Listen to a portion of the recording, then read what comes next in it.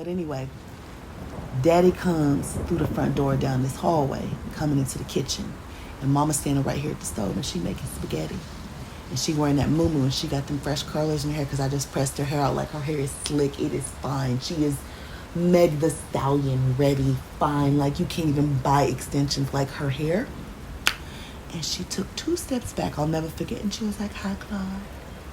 And I could smell the gin on that nigga's breath. Daddy didn't say a word, and he walked over to that slave pot, and he picked that pot up. He already had hands like asbestos. Like, they were just leathered and worn and cracked and thick. Nigga, that pot was on full boil. He didn't have an oven mitt or nothing, Jesus. He grabbed the fucking pot. He just grabbed a fistful of spaghetti, shoved it in his mouth, spaghetti sauce across his face, and then grabbed the pot and threw it up. Threw it to the ceiling, Lord Jesus, so hard. It went through the ceiling. The spaghetti. The whole pot, that was the point of me telling you the slave pot story. You could feed 87 refugees, 3 servings each from that one pot.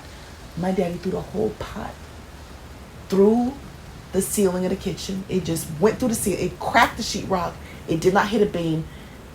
It must have landed. And so then the spaghetti that was super hot and boiling just started pouring back through the ceiling. When I tell you the whole kitchen was covered in spaghetti noodles and sauce, and spaghetti was dropping out the ceiling. And my mama was just standing there, and she just crossed her legs, and she was leaning against the sink, and she was just shaking her head like, she's like, "Why would you do that, Claude?" My mom was like that bitch today, telling me, "Can you cheer for me?" My mom didn't raise her voice very often. "Why would you do that, Claude?" Spaghetti was dripping in that nigga's afro. He had a haircut like Deion Sanders. It must be the money. And spaghetti noodles was falling into his goddamn afro sheen. That nigga smelled like Mad Dog 2020 and cheap gin, and spaghetti noodles was falling on his S curl. And I just remember thinking, I'm gonna grow up and get the fuck away from these people. Daddy made Nicole climb up in the ceiling. He gave her a boost. This was later that night when he got sober, to get the pot, because our attic I don't think was very tall. I never went there in my life. It was maybe 4 or 5 feet of clearance. To crawl up through the asbestos and whatever the fuck is in a crawl space to get mama's pot back. The pot was back on the stove the next night. It was right back to doing this job. And I'm pretty sure I threw that pot back over the fence 2-3 times. Every time I got sick of that pot, I threw it over the fence. But I don't know why to this day I love spaghetti, because I should be triggered by spaghetti. Daddy fixed that ceiling so quick. Daddy had a cracked tooth for 23 years. He never fixed that tooth. He fixed that motherfucking ceiling before the sun came up. And a matter of fact, if I go to that house right now, I bet my life I could find a petrified spaghetti noodle in the attic. And the house has been redone and gentrified or caucasified several times. It's still, I'm telling you, it's a crumb of spaghetti in that ceiling still. Daddy threw that whole pot through the ceiling for no reason. Mind you, he had spaghetti sauce all over his face, and noodles was dripping in his hair. Mom just, "Do you want a Pepsi? Do you want ice or no ice?" And I was like, "I hate these niggas." I just went to my room, and I don't even think we had dinner that night. No, I think I called my grandma from the neighbor's house, and she dropped some sandwiches off. And Daddy fixed the roof the next day, so there was a white patch on our ceiling for about 4 years, but our house was so raggedy. And Daddy chain smoked Marlboro Reds, so that the white patch yellowed like the rest of it pretty quickly.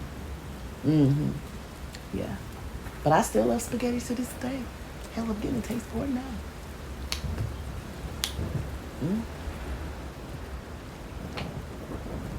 I went to Italy. I went all the way to Italy. Al dente and red sauce vodka. Give me some of that roachy country slave pot ceiling spaghetti. It's a tradition. Mm-hmm.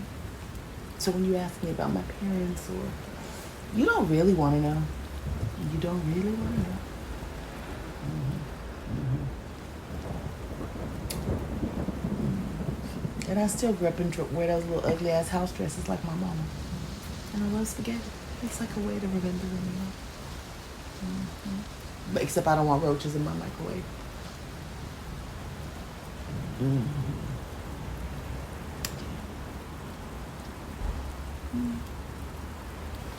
Oh, good times. Anyway, I can smell the food. Let me go turn it off.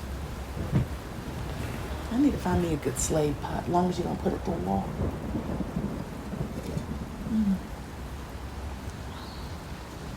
No one ever sees that when they go, "You're so pretty." What's your name? I'm like, trouble, trouble. We're just all out here doing our best. Our motherfucking best. Trust me. Trust and believe. Oh my God. I remember how relieved I was when this girl named Jamie, the roaches ran out of her backpack in 5th grade. Because the roaches had been coming out of my backpack all year, and nobody knew where they were coming from. And when she dropped that backpack and the roaches ran out, she got blamed for everything. And I was safe the rest of 5th grade, no matter how many roaches I took to first period on accident in my backpack. I would leave my backpack outside in the winter like, the roaches ain't gonna come out here. Them roaches was everywhere. Just like them spaghetti noodles.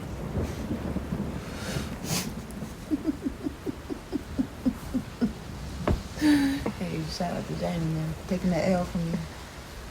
Oh God, and I'd be like, "You're so classy. You're such a dame. How do you do it?" And I'm like,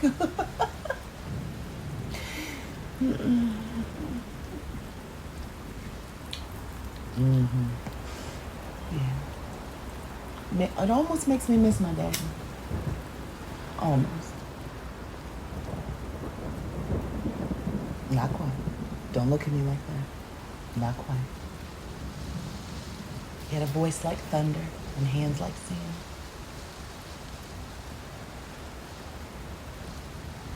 Yeah. The devil kept him alive as long as he lived. Shit. Surprised he made it to 49. That was a pretty long life for somebody that crazy.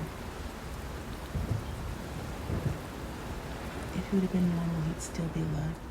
He probably could live to be 90. Crazy's a goddamn bag of nuts.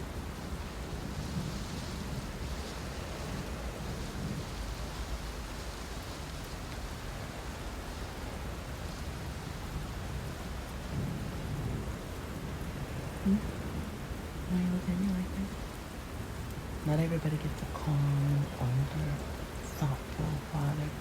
My daddy was like, "Let me have a Marlboro Red for breakfast and chase it with gin." Wake everybody up in the house at 5:30 in the morning on a Saturday to pick weeds in the garden.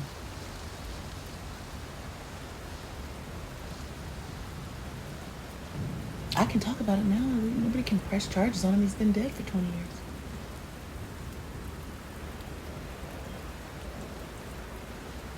But he was a good man, I guess, in his own way. He never cheated at dice. Even when he gambled away our mortgage money and our grocery money, he had a line he wouldn't cross. He never cheated at dice. He would always say that. "You won't talk to this motherfucker, he cheated dice." He had a line of ethics. Now, beating your children and your wife, that was on this side or that side of the line. But he didn't cheat at dice.